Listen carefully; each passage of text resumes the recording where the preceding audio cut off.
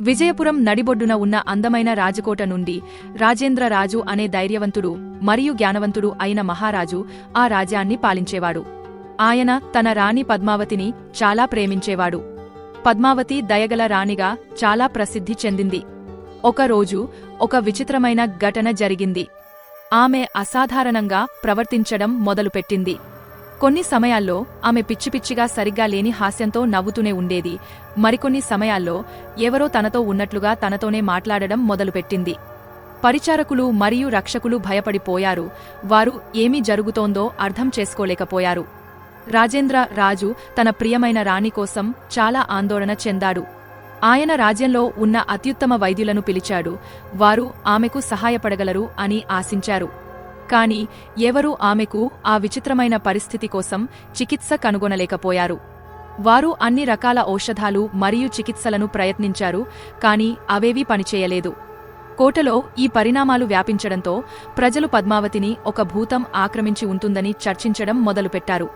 రోజురోజుకి రాణి పరిస్థితి దిగజారడంతో ఆమెను కాపాడాలనే మహారాజు త్వరగా చర్య తీసుకోకపోతే తన రాణిని శాశ్వతంగా కోల్పోతాడని భావించాడు.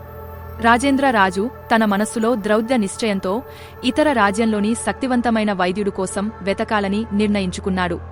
మొదట రాజు తన రాజ్యంలో ఉన్న జ్ఞానిముని రాజుకు ఆశ్చర్యకరమైన విషయం చెప్పారు. పద్మావతిని ఒక భూతం ఆక్రమించిందని, ఆమెకు కాపాడడానికి కేవలం ఒక భూత వైద్యుడే సహాయం చేయగలడు అని అన్నారు. ఈ వార్త రాజేంద్ర రాజుని ఆశ్చర్యపరిచింది.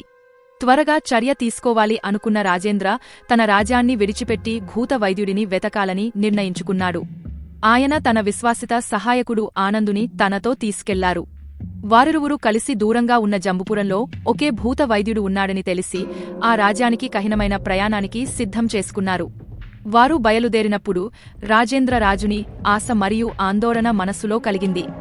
భూత వైద్యుడిని కనుగొనాలని మరియు పద్మావతిని ఆమె నిజమైన స్వరూపానికి తిరిగి తీసుకురావాలని భావించాడు. ఈ ప్రయాణం తన రాణి జీవితం కోసం అత్యంత ముఖ్యమైనదని రాజుకి తెలుసు. ఆమెను కాపాడటానికి ఏదైనా చేయడానికి సిద్ధంగా ఉన్నాడు. చాలా రోజులు ప్రయాణంలో కొండలు, నదులు మరియు దట్టమైన అడవులు దాటుతూ రాజేంద్ర రాజు మరియు ఆయన సహాయకుడు ఆనంద్ చివరికి జంబుపురం రాజ్యానికి చేరుకున్నారు. ఒక శక్తివంతమైన భూత వైద్యురాలు భైరవి గురించి ఎంతో మంది కథలుగా చెప్పుకున్నారు. ఆమె ఆత్మల వల్ల బాధపడుతున్నవారికి సహాయం చేయగలదని చెప్పేవారు. భైరవిని కనుగొనడానికి రాజు మరియు ఆనంద్ స్థానికులను అడిగారు. వారు ఊరి చివర ఉన్న ఒక చిన్న రంగుల ఇంటికి దారి చూపించారు. అది పూలతో మరియు విచిత్రమైన అలంకారాలతో నిండిపోయి ఉండేది. వారు అక్కడకు చేరుకోగానే భైరవి ఆ ఇంటి ముందు కూర్చుని రంగురంగుల బట్టలు ధరించి పెద్ద చెరునవ్వుతో కనిపించింది. ఆమె రాజును చూడగానే ఒక వెటకారమైన చెరునవ్వుతో స్వాగతించింది. ఆహా, విజయపురం రాజు సహాయం కోరుతూ వచ్చాడు. నీ కథలో ఇంకొంత ఉంది అని నేను భావిస్తున్నాను అని ఆమె సరదాగా చెప్పింది. రాజు పద్మావతికి ఉన్న పరిస్థితి గురించి మరియు ఒక భూతం ఆమె శరీరాన్ని ఆక్రమించిందని అనుకుంటున్నాడని వివరించాడు. మహారాజు చెప్పింది అంతా భైరవి జాగ్రత్తగా వినింది. రాజు కథ విన్న తర్వాత భైరవి సహాయం చేయడానికి అంగీకరించింది, కాని ఆత్మలతో వ్యవహరించడం అంచనా వేయలేనిదిగా ఉంటుందని రాజును హెచ్చరించింది. భూత వైద్యురాలు భైరవి సహాయంతో రాజేంద్రరాజు తన రాణి పద్మావతిని భూతం నుండి విముక్తం చేయడానికి వచ్చే పూర్ణచంద్రుని రాత్రి ఒక ప్రత్యేక ఆచరణ చేయాల్సి ఉందని తెలుసుకున్నాడు. అయితే ఆ ఆచరణకు 3 ముఖ్యమైన వస్తువులు సేకరించాల్సి ఉందని భైరవి చెప్పింది. భైరవి అవసరమైన వాటిని వివరించింది. వాటిలో 1వది బంగారు పక్షి ఈక, 2వది ఒక సపిత బావి నీరు, 3వది ఒక దెయ్యం పాడే పాట. ఈ వస్తువులను సేకరించడానికి రాజు, రాజేంద్ర మరియు భైరవి వారి యాత్రను ప్రారంభించారు. మొదట వారు అడవిలో బంగారు పక్షిని కనుగొనడానికి వెళ్లారు. వారు ఎత్తైన చెట్లు మరియు గుబురు మొక్కల మధ్య నడుస్తూ పక్షి గుర్తుల కోసం వెతికారు. చివరకు సూర్యకాంతిలో మెరిసే ఆ బంగారు పక్షి ఒక పెద్ద చెట్టుపై కనిపించింది. భైరవి ఒక చక్కని శబ్దం చేసి పక్షిని ఆకర్షించింది. పక్షి దగ్గరికి వచ్చి చూసింది. రాజు నిశితంగా ఒక ఈక అడిగాడు. ఆ పక్షి ఆసక్తితో స్నేహపూర్వకంగా తన ఈకను రాజు చేతుల్లో వదిలింది. తరువాత ఆకాశంలోకి ఎగరిపోయింది. తర్వాత వారు సపిత బావి వైపుకు బయలుదేరారు. దాని సమీపానికి చేరుకోగానే చీకటిగా మరియు భయంకరంగా కనిపించింది. భైరవి రాజును భయం వద్దు, సురక్షితంగా ఉంటామని నమ్మబలికింది. ఆమె ఆయనను బావి దగ్గరికి తీసుకెళ్లి అక్కడ నుండి కొంచెం నీటిని ఒక చిన్న సీసాలో నింపమని చెప్పింది. నీరు నింపినప్పుడు వారికి చల్లగా అనిపించింది. చివరగా వారు పాడే దెయ్యాన్ని కనుగొనడానికి కొండలు వైపు వెళ్లారు. కొంతకాలానికి వారు ఒక ప్రశాంతమైన గుహ వద్దకు చేరుకున్నారు. అక్కడ ఓ మృదువైన పాట వినిపించింది. లోపల ప్రవేశించినప్పుడు ఒక స్నేహపూర్వకమైన దెయ్యం వారికి ఎదురుగా కనిపించింది. రాజు మరియు భైరవి దెయ్యాన్ని మర్యాదపూర్వకంగా పాట పాడమని అడిగారు. దెయ్యం ఆశ్చర్యపోయింది, కాని వారి విజ్ఞప్తికి సరదాగా సంతోషించింది. అది అందమైన స్వరంలో పాట పాడగా ఆ పాట కొండలలో ప్రతిధ్వనించి ఒక మాయాశక్తి వాతావరణాన్ని సృష్టించింది. ఇప్పుడు కావాల్సిన 3 వస్తువులు లభించడంతో రాజు మరియు భైరవి పూర్ణచంద్రుని రాత్రి జరిగే ఆచరణ కోసం సిద్ధం అవుతూ ఆశతో ఉల్లాసంగా ఉన్నారు. పూర్ణచంద్రుని రాత్రి దగ్గరపడే కొద్దీ రాజేంద్రరాజు మరియు భైరవి రాణి పద్మావతిని భూతం పంచం నుండి విముక్తం చేయడానికి ఆచరణ కోసం సిద్ధమయ్యారు. ఆచరణ ప్రారంభమయ్యే ముందు భైరవి రాజేంద్రరాజుతో పద్మావతిలో ఉన్న ఆత్మ గురించి సత్యం వెల్లడించింది. అది ఎన్నో ఏళ్ల క్రితం బతికిన ఒక వికటకవి ఆత్మ. ఆ రాజు తనకు అన్యాయం చేశాడని ఆ వికటకవికి కోపం వచ్చింది. ఆ కోపం వల్ల తనకు జరిగిన అన్యాయం కోసం ప్రతీకారం తీర్చుకోవడానికి ఆత్మ పద్మావతిని ఆక్రమించింది.